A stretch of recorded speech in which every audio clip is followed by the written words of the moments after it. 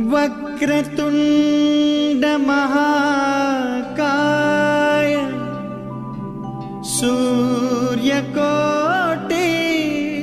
समप्रभ।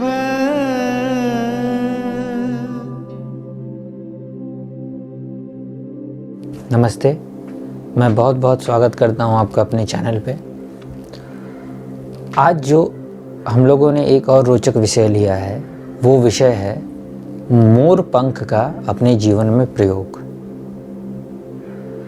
मोर पंख हम लोगों के जो प्रमुख आराध्य देव हैं, अर्थात सनातन धर्म में जो हम लोग पूजन करते हैं, जो वैसे तो ब्रह्मा विष्णु महेश और माँ दुर्गा, माँ काली, माँ सरस्वती और माँ लक्ष्मी का पूजन विशेष रूप से प्रधान देवी देवताओं के रूप में हम लोग करते हैं। परंतु जिन के रूप में भगवान विष्णु ने जन्म लिया, उनकी पूजा हम लोग कलयुग में विशेष रूप से करते हैं, जैसे कि श्री राम जी के और श्री कृष्ण जी के। तो मोर पंख श्री कृष्ण जी के मुकुट में स्थापित सदैव आपको दिखने को मिलेगा। इसका कारण यह है कि मोर पंख जो है वो श्री कृष्ण जी के मस्तक पर विराजमान रहता है और वो सदैव ही शोभित होने के साथ साथ यह भी दर्शाता है कि कलयुग में आपको हर तरह की विपत्ति, हर तरह की बाधा और हर तरह के रोग दोष से मुक्ति पाने के लिए भी ये बहुत कारगर है। ये कैसे होता है? जैसा कि मैंने पहले भी आपको बताया था कि कलयुग में राहु का बहुत बड़ा ही योगदान है, अर्थात कलयुग में कर्म फलदायी शनिदेव हैं और राहु का प्रभाव कलयुग में सबसे अधिक होगा ग्रहों के बीच, अर्थात जो नौ ग्रह लेकर हम लोग ज्योतिष शास्त्र में चलते हैं, उनमें से राहु का प्रभाव कलयुग में सबसे अधिक होगा। क्योंकि राहु जब प्रभाव डालते हैं तो राहु के प्रभाव से मन मस्तिष्क विचलित हो जाता है और मनुष्य सही डिसीजन नहीं ले पाता। जैसा कि कलयुग के प्रारंभ की कहानी में भी यही था, उसी प्रकार राहु के प्रभाव को यदि कम करना है और उनके बुरे प्रभाव को कम करके अच्छे प्रभाव को लेते हुए जीवन को अगर सार्थक बनाना है तो मोर पंख का प्रयोग हम लोगों को जीवन में अवश्य करना चाहिए। क्योंकि मैंने पहले भी बताया था कि विष्णु भगवान के चक्र से राहु भयभीत रहते हैं, क्योंकि उनके चक्र से ही उन्होंने उनका मस्तक उनके शरीर से दूर कर दिया था। इसलिए जब विष्णु भगवान ने श्री कृष्ण रूप में अवतरित लिया, तब उनके प्रधान हथियार के रूप में उन्होंने चक्र का ही प्रयोग किया।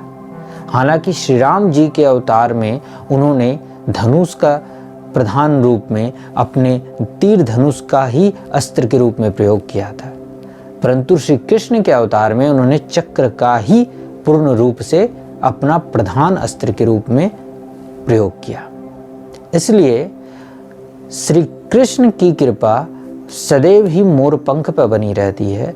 और यदि आप पर किसी भी तरह की बाधा है, या आप राहु से पीड़ित हैं या केतु से पीड़ित हैं, या आपका मन मस्तिष्क सही दिशा में नहीं काम कर रहा है, तो आपको मोर पंख का प्रयोग अपने जीवन में अवश्य करना चाहिए। मैं कुछ छोटे छोटे प्रयोग बताता हूँ। इन प्रयोगों से आपके जीवन में बहुत ही चेंज आपको धीरे धीरे देखने मिलेगा। यदि आपके जीवन में धन की कमी रहती हो, तो आप अपने पर्स में एक मोर पंख स्थापित कर लें। ऐसा करने से आपके धीरे धीरे उसमें सुधार आपको देखने मिल जाएगा। हाँ, इस बात का अवश्य ध्यान रखें कि जिस पर्स में भी आपने मोर पंख रखा है उसमें रखे हुए धन का आप कुछ दुरुपयोग ना करें। दूसरा प्रयोग, यदि आपको स्वप्न सही से नहीं आता या निद्रा सही से नहीं आती है तो आप अपने तकिए के नीचे, या आपको बुरे स्वप्न आते हैं तो आप अपने तकिए के नीचे या अपने बच्चों के तकिए के नीचे या किसी भी आपके रिश्ते में जो भी जिनको भी ये बाधा उत्पन्न होती हो उनके तकिए के नीचे मोर पंख रख दें जब भी वो सोते हों। धीरे धीरे करके देखेंगे उनको नींद अच्छी आने लगेगी और उनको स्वप्न भी अच्छे आने लगेंगे और उनकी बाधाएं हटने लगेगी, क्योंकि बुरे स्वप्न में कहीं ना कहीं इनका कनेक्शन आपके बुरे कर्मों के साथ और राहु के साथ होता है। इसलिए जब आप मोर पंख उसके नीचे रखेंगे और सोने के पहले भगवान श्री कृष्ण से प्रार्थना करेंगे कि हे ईश्वर मेरी रक्षा कीजिएगा, तो कहीं ना कहीं उसका प्रभाव धीरे धीरे कर कर खत्म होने लगेगा। फिर उसके बाद मोर पंख को यदि आप अपने शयन कक्ष अर्थात जहाँ पर अब आप सोते हों तो वहाँ पर 2 बड़े पूर्ण मोर पंख को ले लें और उसे क्रॉस करके, अर्थात एक पंख दूसरे से क्रॉस हो, अर्थात लगभग आप ऐसे इस तरह का क्रॉस बनाते हुए वो मोर पंख हो और जो उनका पंख हो वो ऊपर की दिशा की ओर हो, अर्थात ऐसे इन दोनों जगहों पर उनका पंख हो और नीचे का हिस्सा इधर हो। इस तरह करके आप अपने शयन कक्ष जिधर आप सर रखते हैं उधर की दीवार पर उसे स्थापित कर दें। ऐसा करने से भी आपको एक अच्छी निद्रा आएगी और आपका मस्तिष्क अच्छे स्वप्न और अच्छे विचार आपके मन में लाएगा, जिससे कि आप जब दूसरे दिन उठेंगे तो एक पॉजिटिव एनर्जी के साथ उठेंगे और आपका दिमाग आपके लिए जो अच्छा होगा या आपके परिवार के लिए जो अच्छा होगा उस ओर ही आपका दिमाग आपको लेकर जाएगा।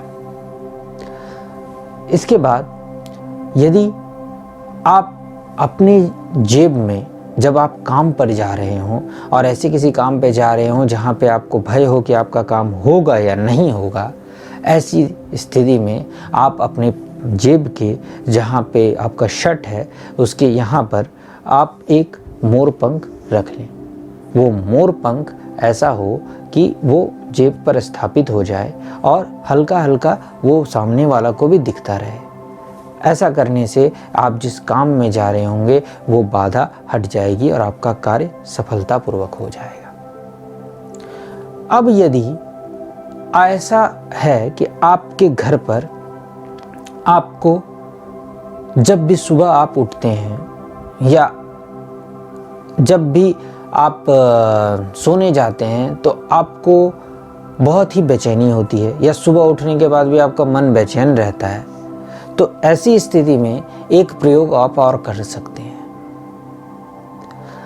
आप ठीक जहाँ सोते हों अर्थात आपका शीश जहाँ पे हो वहाँ पे राधे श्री कृष्ण जी की एक मूर्ति की स्थापना करें किसी तरह, और श्री कृष्ण जी के मुकुट में एक मोर पंख जो कि सही मोर पंख हो अर्थात ओरिजिनल मोर पंख हो जरूर लगा दें। और साथ ही साथ जब भी आप सोने जाएं तो उनके दर्शन करके उनसे प्रार्थना कर कर ही सोएं।